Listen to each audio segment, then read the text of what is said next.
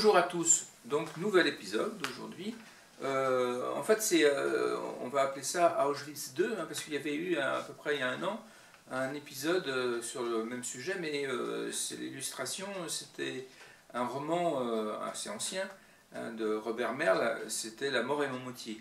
Et là, en l'occurrence, j'ai repris le même livre d'histoire, donc je ne vais pas vous relire, hein, et donc je vais aborder immédiatement le roman historique, hein, qui est un roman historique américain, de Anna Stewart, la sage-femme d'Auschwitz. Et donc je vous rappelle quand même ce qu'était le livre de Lawrence Rees, hein, c'est aussi un anglo-saxon. Hein. Ça c'était publié en 2005. Hein, c'est ça chez Albin Michel en France. Hein, donc je vais vous lire quand même la jaquette, hein, donc, du livre d'histoire, mais je ne vous lirai pas de passages cette fois-ci. Donc le 27 janvier 1945, l'armée rouge pénètre dans le camp de concentration d'Auschwitz et libère les derniers survivants. Le monde découvre un système d'une barbarie inouïe et jamais vu dans l'histoire de l'humanité. La solution finale, les chambres à gaz et les fours crématoires. S'appuyant sur les meilleures sources historiques et sur une centaine d'entretiens inédits avec d'anciens bourreaux et des rescapés, Lawrence Rees nous permet de comprendre de l'intérieur le fonctionnement de cette machine à tuer. La force et l'originalité de cette enquête unique sont de montrer comment les décisions qui ont abouti à la construction des camps ont mûri des années durant. Et l'on découvre, incrédule, qu'aujourd'hui encore, nombre d'anciens nazis justifient leurs crimes par un simple et atroce. Je pensais que c'était une bonne chose. Directeur des programmes historiques de la BBC, Lawrence Rees est salué dans le monde entier pour ses livres et ses documentaires consacrés à la Deuxième Guerre mondiale. Voilà, c'était le support. Peut-être dans le futur, j'en trouverai d'autres. Trouverai-je peut-être d'autres romans. Je sais qu'il en existe, il faut que je les lise, quoi. Et puis, on verra ça plus tard. Donc ça je l'ai évoqué donc, il y a un an à peu près. Si vous regardez dans la banque des enregistrements, vous le trouverez facilement. Donc là, passons donc au roman historique. Donc c'est un roman historique d'Anna Stewart, la sage-femme d'Auschwitz. Alors c'est publié chez J'ai lu, hein, c'est un format poche, quoi. Hein. Voilà, bon, c'est agréable à lire, hein. Enfin agréable. Un sujet grave quand même, mais c'est une romance bien construite. Voilà, donc je vous montre le livre. Le voilà. Et je vous lis l'introduction. Lorsqu'elle arrive à Auschwitz, sous un ciel bas et gris, Anna est persuadée qu'elle ne survivra pas à l'enfer du camp. Mais elle possède une compétence que les nazis recherchent, elle est sage-femme. Son travail sera de donner naissance aux enfants des autres prisonnières. Une mission terrible car dès qu'ils ont poussé leur premier cri, les nouveau-nés sont emmenés et donnés à des familles allemandes, malgré la détresse de ces femmes à qui on vole leurs bébés. Anna essaie d'apporter un peu de réconfort autour d'elle. Et puis un jour, elle réalise qu'elle peut faire plus. Secrètement, elle tatoue les petits avec les numéros des déportés de leur mère. C'est une lueur d'espoir dans ce monde d'une infinie noirceur. Et si après l'horreur de la guerre, grâce à ce petit geste, ses enfants et leur mère pouvaient se retrouver. Alors, Anna Stewart est une écrivaine britannique. Elle est l'autrice de plusieurs romans qui se déroulent pendant la Seconde Guerre mondiale. Voilà. Je vous ai trouvé des passages, donc on s'est fondu d'un petit commentaire à chaque fois. Donc il y a des dates, hein, c'est le 9 février 1940, Anna, sage-femme. Anna et sa famille vont devoir quitter leur maison qu'ils ont acquise depuis 30 ans, car le Reich la réquisitionne, la maison. Hein. Donc page 47. Hein. Page 47. 47. 47, 49, d'accord. J'arrive, lança-t-elle, comme on commençait à tambouriner à sa porte. Une mère en détresse devait avoir besoin de ses services. Elle se repassa mentalement la liste de ses patientes presque à terme. Elle n'attendait personne cette semaine. Mais les bébés étaient aussi, il arrivait quand ils étaient prêts, pas quand vous l'étiez vous, hein. Elle enfila ses bas et les plus chauds, tout en se demandant si elle ne devrait pas plutôt porter des pantalons comme le faisaient certaines sages-femmes plus jeunes.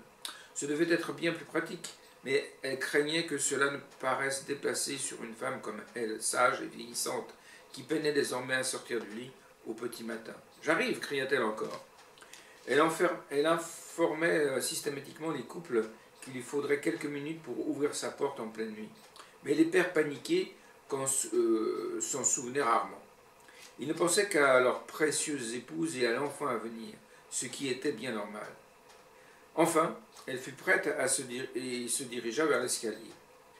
Bartek frémit et lui envoya un baiser depuis son oreiller avant de refermer les yeux. Quel chanceux! Il avait encore 2 heures devant lui avant de se rendre à l'imprimerie où il travaillait comme typographe. Un choix de caractère bien plus raisonnable. Un choix de carrière bien plus raisonnable. Le caractère, c'est pour les typographes. Malgré tout, Anna éprouva un pincement d'excitation à l'idée de la nouvelle vie qu'elle allait mettre au monde. On ne ressentait pas cela en posant des lettres sur une planche. Elle sourit en direction de la porte fermée de la chambre de leur fils. Bronislav et Alexander avaient choisi de faire médecine comme elle. Brown exerçait en tant que médecin pour sa première année et Zander faisait encore ses études. Le plus jeune, Jakub, avait demandé à Bartek de le prendre en apprentissage, ce qui avait ravi le père enchanté qu'un de leurs 3 enfants suivit la même voie que lui. Anna jeta un œil à la photo de famille trônant dans l'entrée. Quelle histoire c'était là, cette séance de pause. Mais cela en valait la peine. Ils étaient tous un peu raides et gênés face à l'objectif du photographe, loin de la joie et de l'agitation habituelle. Mais leur image était désormais immortalisée. « Ouvrez » beugla une voix rauque derrière la porte. Elle hésita un instant. Est-ce vraiment un mari venu pour sa femme sur le point d'accoucher? Elle attrapa tout de même son manteau, sa sacoche médicale, et tourna la clé dans la serrure. La porte s'ouvrit, alors brusquement, et elle recula face aux 2 hommes qui s'imposaient chez elle. Ils portaient l'uniforme des SS, mais elle se rappela que les Allemands faisaient des enfants, elles aussi. Elle en avait déjà aidé plus d'une à accoucher, et s'efforça de garder son calme. « Puis-je vous aider, messieurs ?» Et les hommes parurent surpris. « Où est votre mari ?»« Dans notre lit. »« Il vous laisse ouvrir la porte en pleine nuit ?» dit l'un avant de couler un regard narquois à l'autre. « Ah, c'est polonais. C'est moi qui ai décidé d'aller ouvrir parce que c'est toujours pour moi quand on frappe à cette heure. Je suis sage-femme. » Voilà. Voilà des passages.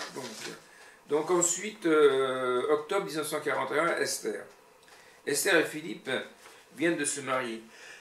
Ils ont été enfermés dans le ghetto. Chaim Rimkowski, président du conseil juif, s'apprête à prendre la parole pour expliquer aux juifs du ghetto qu'ils commençaient à être trop nombreux dans cet endroit et qu'il existait un camp de campagne où ils auraient plus d'espace et dans lequel ils pourraient travailler en plein air, le camp d'Auschwitz. Alors, page 95. Page 95.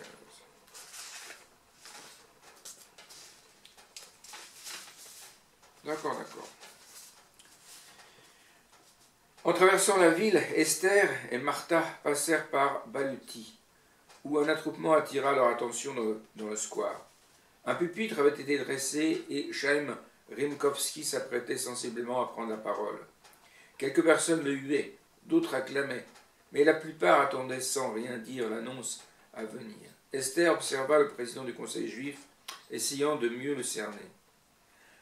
À première vue, il avait l'air d'un aimable vieillard, mais il était difficile d'ignorer sa tenue impeccable et ses joues rebondies, suggérant qu'il n'était pas soumis aux mêmes privations que ses concitoyens. Il avait chapeauté l'ouverture de multiples ateliers, répétant à l'envi que le travail c'était la vie, ce qui était peut-être juste, sachant que les nouveaux arrivants avaient tous été expulsés du ghetto, jugés non utiles, tandis que celui de Litzmannstadt l'était encore. Esther s'en réjouissait, et malgré de difficiles conditions de travail, Philippe était heureux d'avoir repris la couture. Certes, il se voyait contraint de confectionner des uniformes de la Wehrmacht, chauds et richement festonnés, tandis que leurs propres vêtements s'usaient lentement. Mais lui et son ami Thomas avaient été promus meilleurs ouvriers, ce qui leur donnait accès à un privilège vital entre tous, un supplément de soupe au déjeuner. En conséquence de quoi, Philippe pouvait se permettre de céder son repas du soir à sa mère et à celle d'Esther, lesquelles, sans emploi, n'avaient droit qu'à des rations qui auraient à peine suffi à nourrir une souris. Le père de Philippe travaillait avec son fils et déclarait humblement que ce grand atelier lui rappelait la période où il était apprenti. Mordecai lui avait trouvé un poste stable et précieux. Il épluchait des légumes dans une usine, ce qui lui permettait d'apporter quelques extras à la maison. Grâce à cela, et en cadeau que l'inquiète Hans faisait régulièrement à Léa, la famille s'en sortait. La plupart des autres, bien moins fortunés, voyaient maintenant d'un mauvais œil leur chef désigné, chic et bien nourri, devant eux. Esther voulut s'avancer pour mieux entendre, mais Martha le retint. Qu'est-ce qu'il va dire? Je ne sais pas, mais ça doit pas être de bonnes nouvelles. Ce ne sont jamais de bonnes nouvelles dans ces cas-là. Remskowski s'éclaircit la voix et s'approcha du micro avec un air de suffisance. Mesdames et messieurs, j'ai de bonnes nouvelles. Vous voyez, dit Martha, avec un petit coup de coude à Esther. Moi, président des Juifs, j'ai vu et entendu vos plaintes concernant le manque d'espace. Je suis heureux de vous annoncer que j'ai trouvé une solution. Très bientôt, il sera possible à certains de quitter Linsmannstadt pour aller s'installer dans des camps à la campagne. Les Allemands m'ont parlé d'un de ces camps, appelé Auschwitz, où il y a plus de place, un air plus sain et davantage de travail en plein air. Une rumeur incertaine se répandit dans la foule avant que Rimkowski ajoute d'une voix plus forte « Et plus de nourriture !» Ce dernier élément parut retenir l'attention. « Plus dans quelle mesure ?» demandait quelqu'un dans l'assemblée. « Beaucoup plus. Vous travaillerez dans des fermes, donc tout viendra directement des camps. Ce sera plus frais que ce qu'on mange ici ?» Rimkowski eut un petit sourire. « Absolument. Les premiers trains partiront dans 2 jours. Rendez-vous au bureau central demain pour préserver vos places. Premier arrivé, premier servi. » Pourquoi pas aujourd'hui, lança quelqu'un. Et d'autres de renchérir sur le champ en même temps que la foule amorçait un mouvement vers l'avant. Esther préféra s'écarter et sortit du square. Ça me paraît intéressant, non? Dit Martha à son mari. Noah avait l'air moins convaincu. J'ai entendu parler de ces camps de travail, dit-il, en passant une main dans ses boucles brunes. Et apparemment, c'est loin d'être paradis. Il s'agit plus de construire des routes et de casser des cailloux que de faire pousser de beaux légumes. Et encore, si on a de la chance. Je préfère attendre. Esther était du même avis. Le ghetto avait beau être exigu et sous-approvisionné, au moins y était-on en sécurité, pour le moment. Voilà, donc, ça c'était 98. Donc, avril 1943, Anna. Esther vient de perdre sa mère russe pendant le trajet en train pour Auschwitz. Celle-ci, avant de mourir, confie à Esther et Anna « C'est votre fille maintenant. » Voilà, il confie à Esther et Anna. Ça. Donc, ça c'est page 167. 167.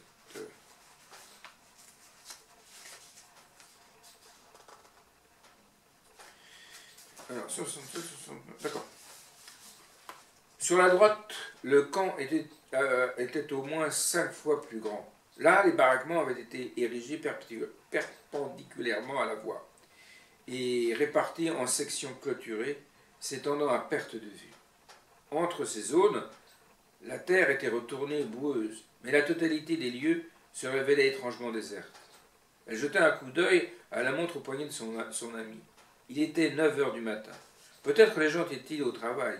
Cette idée lui redonna de l'espoir, mais elle se rappela le conseil de l'ouvrier, avoir l'aide d'être en bonne santé, et tourna les yeux vers l'autre côté du camp, où le vert éclatant et printanier des arbres contrastaient avec le reste de ce lugubre décor. Les 5 cheminées crachaient une épaisse fumée grise, et elle reconnut dans l'air une odeur de chair calcinée. « Dieu nous garde !» murmura-t-elle en serrant plus fort le bras d'Esther. « Redresse-toi, Esther, aie l'air saine et forte. »« Quoi ?» L'esprit encore embrumé par le chagrin, Esther la regarda sans comprendre. « Fais ce que je viens de dire, lui intima Anna. Leur groupe venait d'arriver devant un homme en uniforme SS décoré de galons. Il scrutait attentivement chaque prisonnier que l'on poussait devant lui, puis du bout de sa matraque, lui indiquait s'il devait aller à droite ou à gauche. Tout le monde comprit rapidement que ceux aiguillés à droite étaient jugés inaptes au travail. Anna regarda une nouvelle fois la fumée grise et se força à se redresser, la tête haute. Comme dans le ghetto, les nazis gardaient uniquement ceux qui pouvaient être utiles. « Vous !»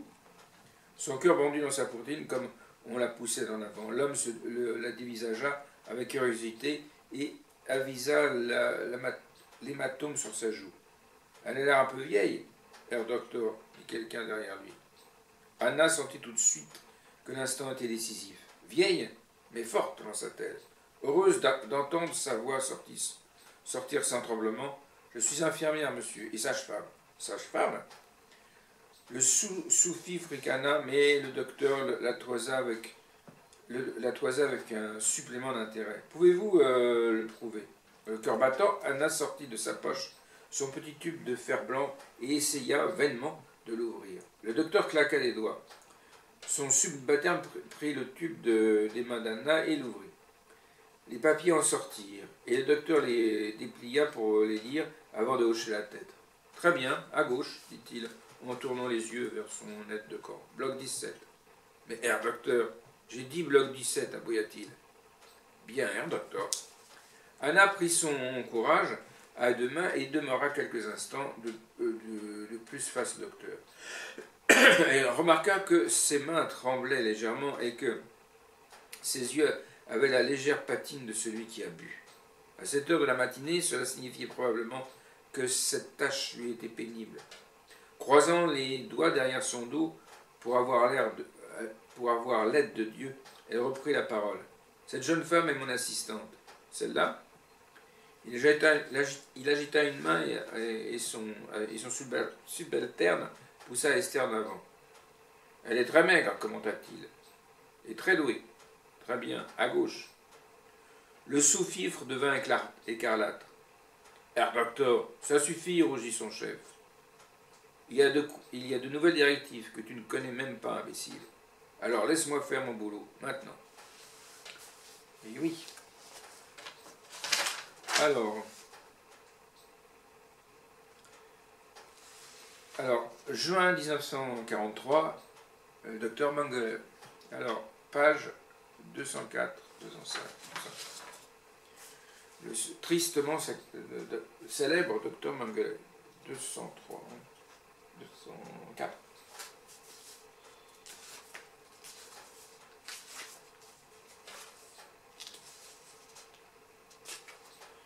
Mengele inclina la tête sur le côté, tapota son stylo entre ses dents parfaites et déclara soudain.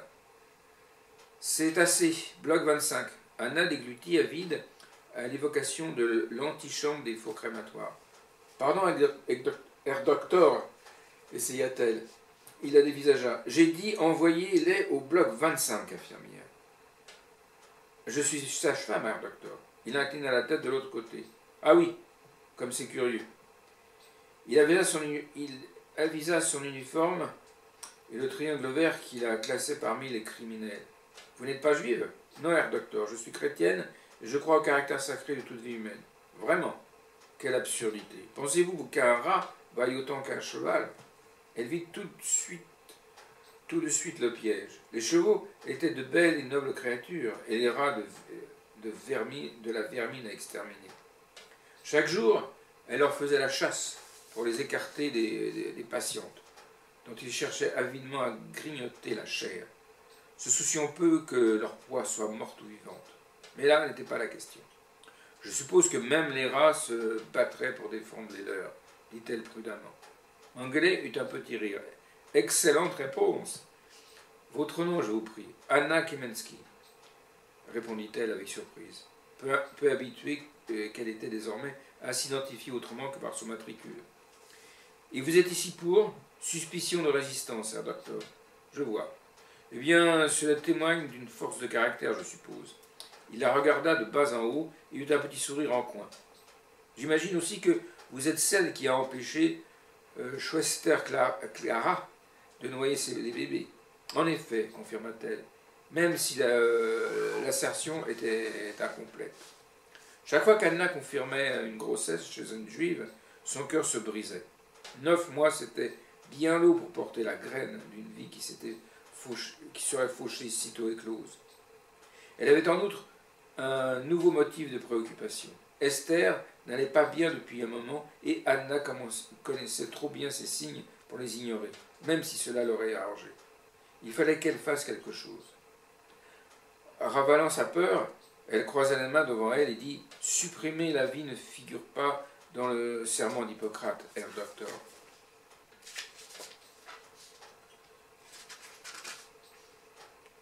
Voilà, c'est tout en fait. Alors, voilà. Donc, ça c'était la page 204. Donc, septembre 1943, Clara et Fanny, qui est une capot. Donc, page 250.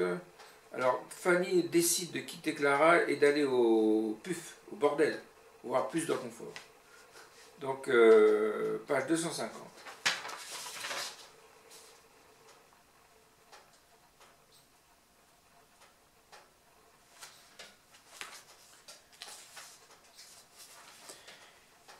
Qu'est-ce que tu fais s'écria Clara. Je déménage, répondit Fanny, avec calme, tout en roulant son matelas sur le sol de la chambre de la capot. Mais, où ça? Clara pivota sur ses talons et essaya d'attraper Fanny par le bras, mais celle-ci l'évita et traversa à grands pas le baraquement. Esther donna un petit coup de coude à Anna et à Noémie qui veillaient avec elle sur Zofia, une jeune polonaise affreusement maigre entrée en travail quelques heures plus tôt. Tout l'été, les wagons à bestiaux n'avaient cessé d'amener de nouvelles femmes dans le camp, dont de nombreuses étaient enceintes. Celles dont la grossesse était déjà visible au moment de la sélection initiale se voyaient inéluctablement envoyées dans la file de la mort, mais certaines échappaient à la détection et finissaient à la maternité d'Anna, parmi les pauvres prisonnières devenues les proies des gardiens. Elles venaient de partout, mais principalement de Russie, de Biélorussie, où elles avaient été prises en otage lors des retraites allemandes.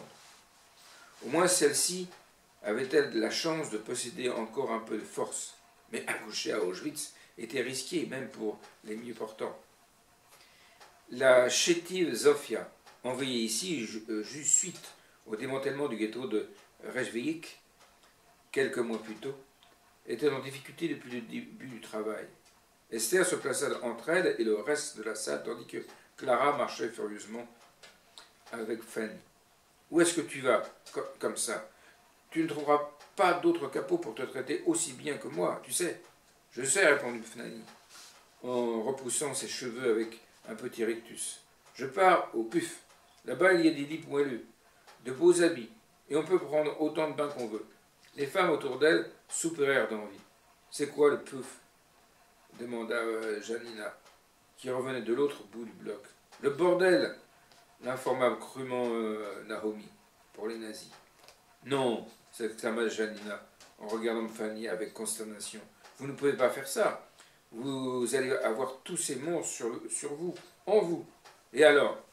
Vous n'avez pas entendu? Des lits douillés, de beaux habits et des bains à volonté. Ça vaut bien un bout de saucisse allemande, si vous voulez mon avis. » « Non, Fanny. Et que faites-vous de votre fierté alors, de votre dignité? » Fanny se gaussa sous les yeux du médecin. « La fierté, la dignité, ça ne suffit pas pour rester en vie.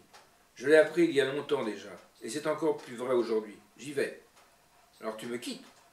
Clara avait l'air tellement bouleversée qu'Esther eut presque pitié d'elle, avant de se rappeler la cruauté de la capot, qui l'avait menacée de son fouet.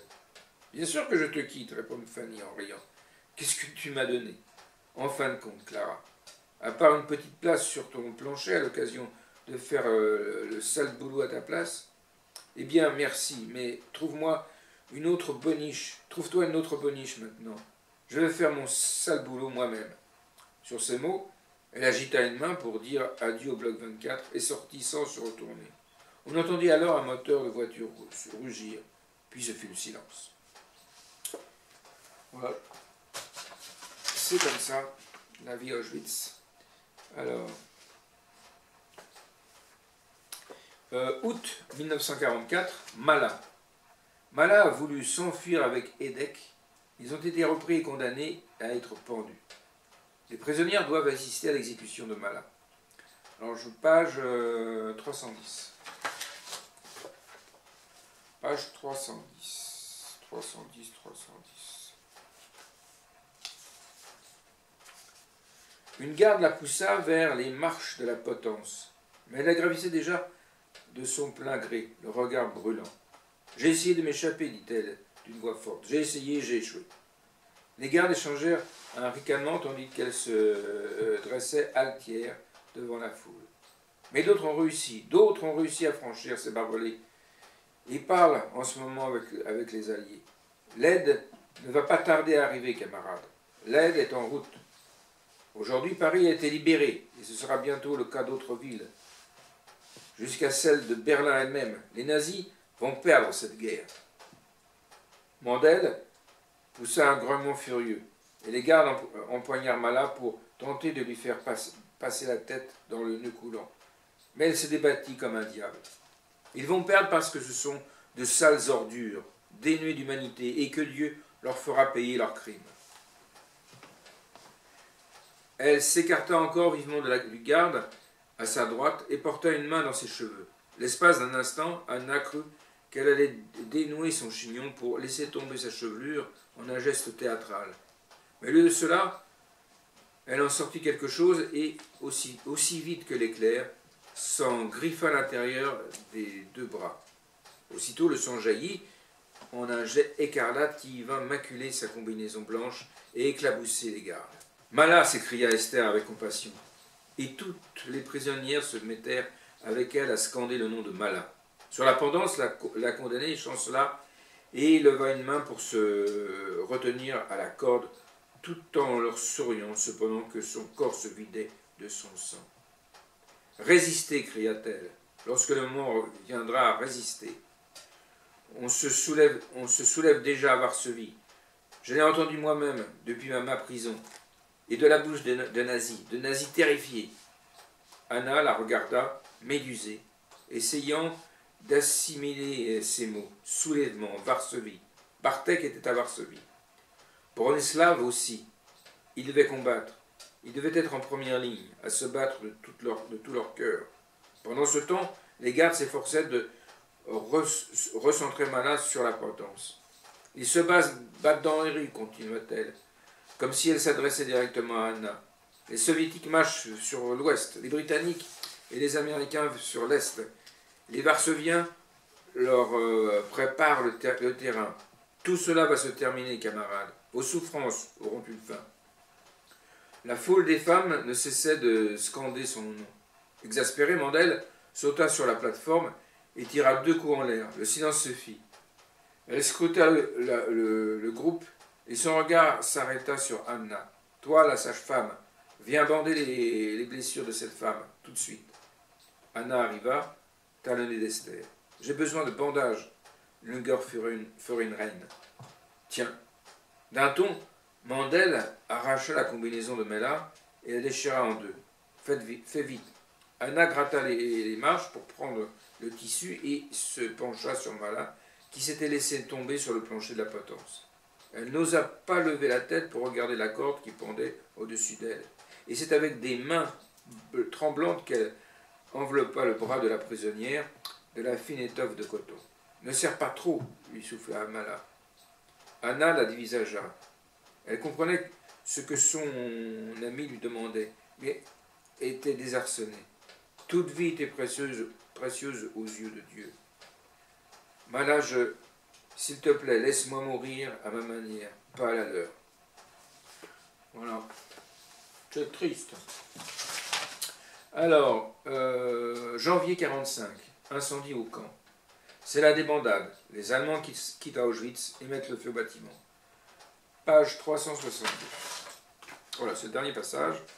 Page 362.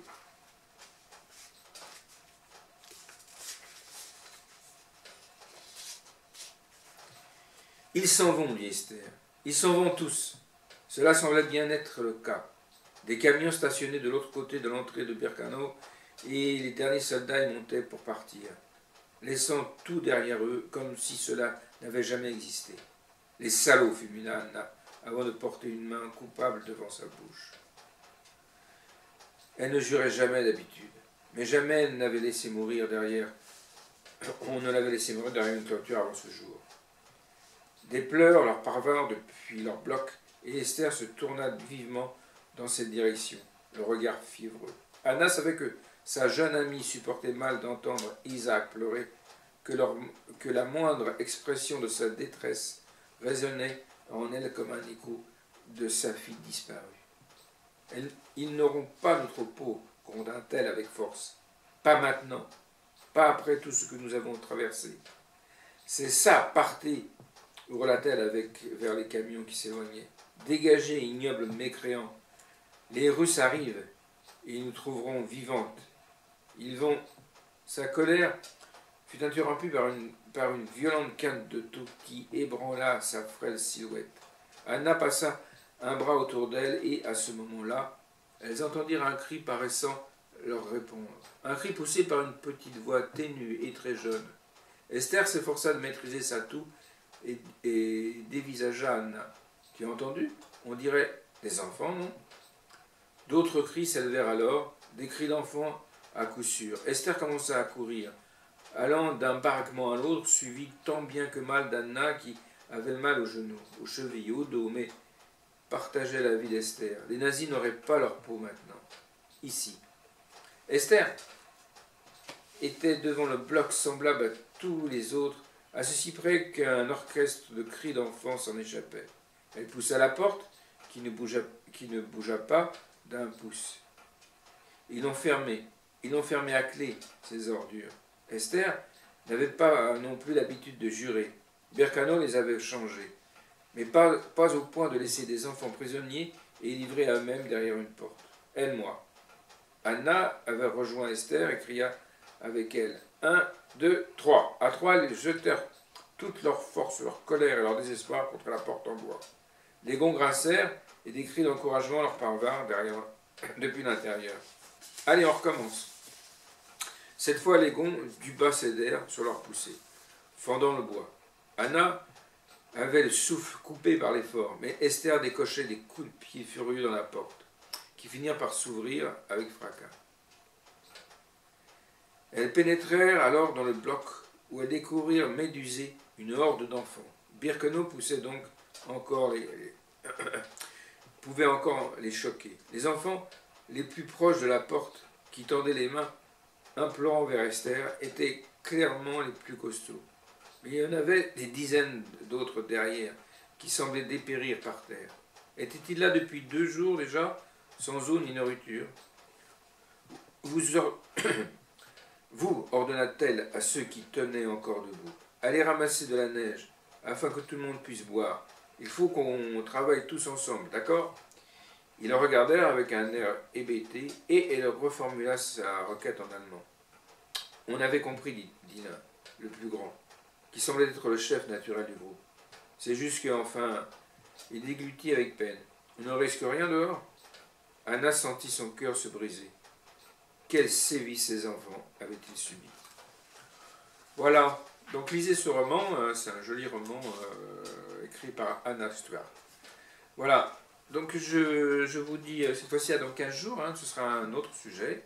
Et puis, bonne semaine, bon week-end, etc. À très bientôt. Paris,